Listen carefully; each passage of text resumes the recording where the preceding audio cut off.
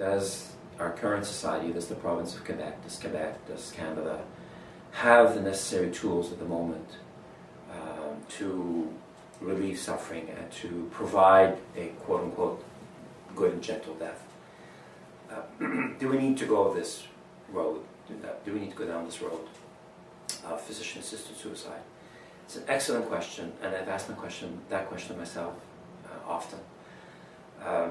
I've been in practice now for over 25 years, and I've seen thousands and thousands of patients. As I mentioned earlier, I'm a lung specialist. I often see patients who are near death. I take care of patients with lung cancer. And in my practice at this point, I've never had to even envisage physician-assisted suicide. It's never come up. And I asked myself, why are we debating this at this time? I think in my practice, and I think most of my colleagues would agree, we have the tools available to us for the vast majority of patients, to help them at the time of death. We can control pain most of the time. We can alleviate suffering very well most of the time. And I asked myself, why do we need to change the law for those very unfortunate but very infrequent cases where we run into difficulties?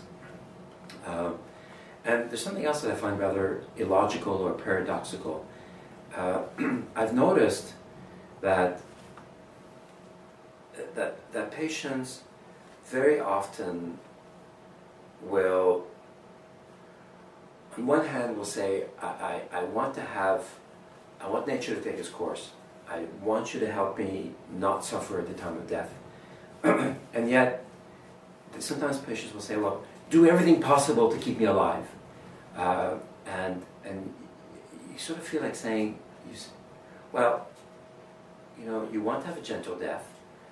How about if we look at the possibility of perhaps not treating a complication prior to death? So, for example, let's say you have Lou Gehrig's disease or amyotrophic lateral sclerosis, ALS. We know that a frequent complication of this illness is pneumonia. It's a very frequent complication. So we could have a discussion with the patient, doctor-patient, in a trusted relationship. Look, do you want us to treat the pneumonia or not? If we treat it, then we will definitely prolong your life. Then there'll be other complications that we'll have to be faced with.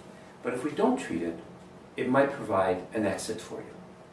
It might, and we will do everything that we can to make sure that you don't suffer during the pneumonia. And we can do that. We can ensure we have valid treatments and useful treatments for shortness of breath.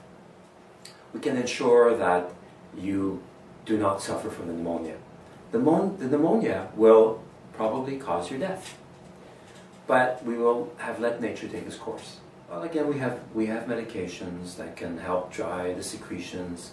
We have medications like morphine that can help reduce the sensation of air hunger. We have, and as I say, I'm a lung specialist, so I deal a lot with patients who have difficulty breathing at the end of life. And we do not have to equip ourselves with a new law, a law permitting doctors to assist their patients in suicide to deal with those difficult cases. We have the tools that are available to us at the moment. And although I'm not a neurologist and I don't treat in a very longitudinal fashion, I don't follow patients with degenerative neuromuscular disease, my impression is that those patients as well, by and large, the vast majority of them, we can provide support and accompany them even to the point of death where suffering can be relieved.